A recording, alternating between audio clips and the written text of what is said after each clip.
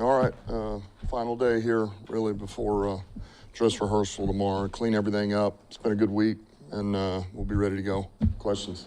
Obviously, start with a couple of the guys that have been missing practice this week, Panay and Marcus. You know, what is it looking like for them on Sunday?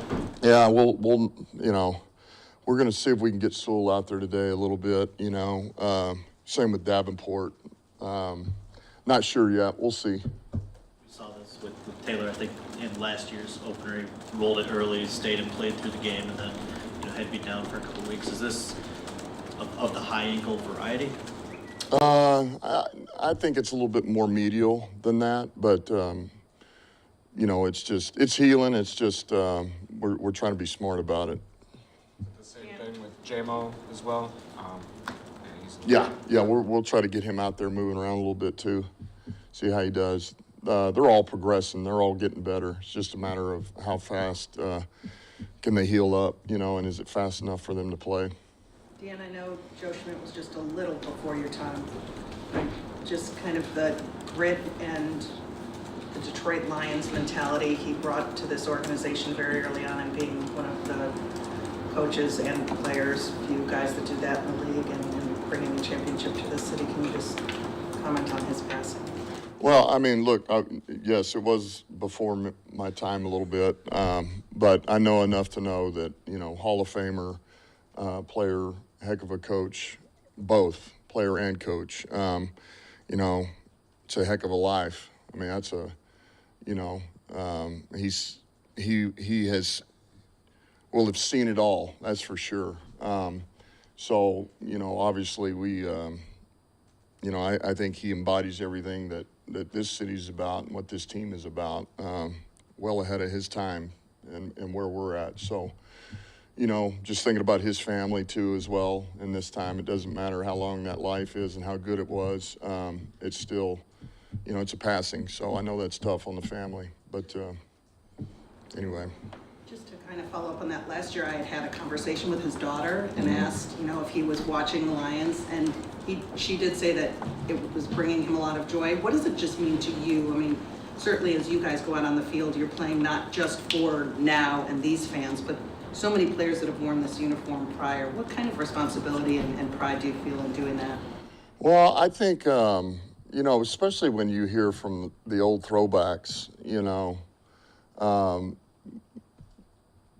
when you hear from somebody else, or you get a letter, you get a text, you hear something from a family member that appreciate what we're doing here and what the style of play that we have, and those make you feel good, because you can really respect that, you appreciate that. So it means a lot. It really does.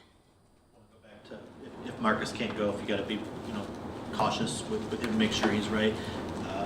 What's your confidence level in the back guys? We know Josh has kind of been playing more of that power identity this offseason. You've got Levi that just showed you can handle 50-plus snaps, and then I think we talked a little bit about Houston being there, ready and needed if you need the depth. Mm-hmm. Well, the good news is we get Reeder back this week. I feel pretty good about that.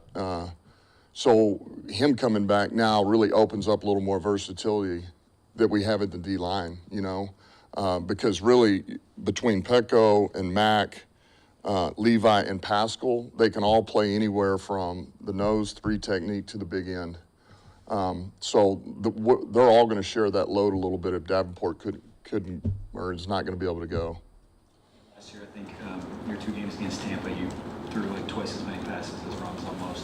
What is it about Bulls defense or the way those games played out that's how you attacked them? Yeah, I think in that moment we just felt like that was the right thing to do, and every time you go into those, you study where they're at, what they do well, what we're doing well, where we're at that point of the year, and it just felt like that was the right thing to do in those moments.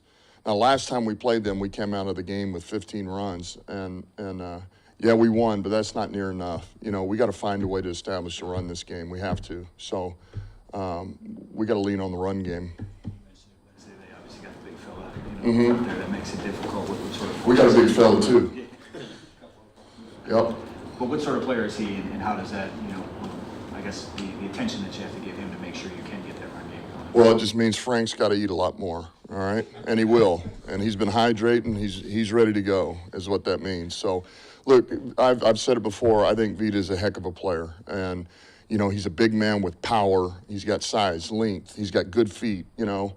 And so he's a load, you know. He's a load. He's one of these really good down linemen in this league. And they're hard to find. They've got one over there. But, you know, we got a Frank Ragnow too. So I like it. I like our front. I like Zeitler and Graham, and it'll be a battle, man. And they may win a couple, but that's why you go play the game, right? You battle it out.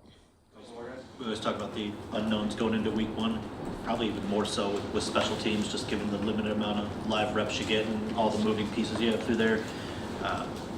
What'd you think of your coverage units with, you know, some of the looks you had on both the kickoff and the punt coverage? You're talking about from the other day? From week one. Our coverage.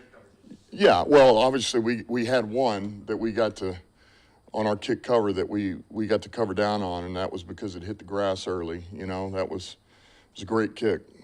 You know, worked out to be a great kick, and so that helps. You know, it does. But those, you know, you don't always get those. And so that one played out well. And if you can buy yourself a half second to get a start, whether that's they return it from deep in the end zone or it hits the turf before it gets to them, then man, you like your coverage units a lot better on that particular play. So that was good.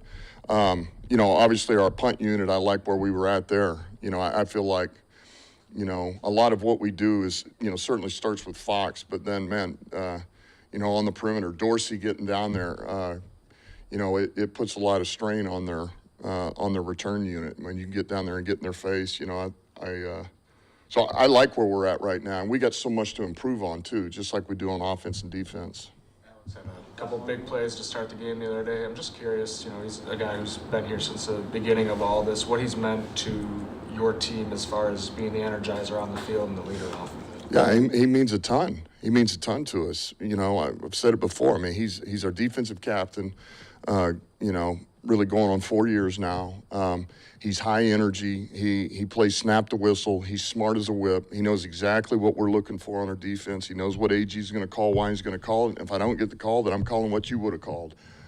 He gets everybody on the same page. And he just doesn't take plays off. You know, he didn't take plays off. And he's a damn good athlete. So he's meant a lot, you know, and I do feel like he's one of those guys who really sets the tone for our defense. Thank you, guys. Okay. Thank you.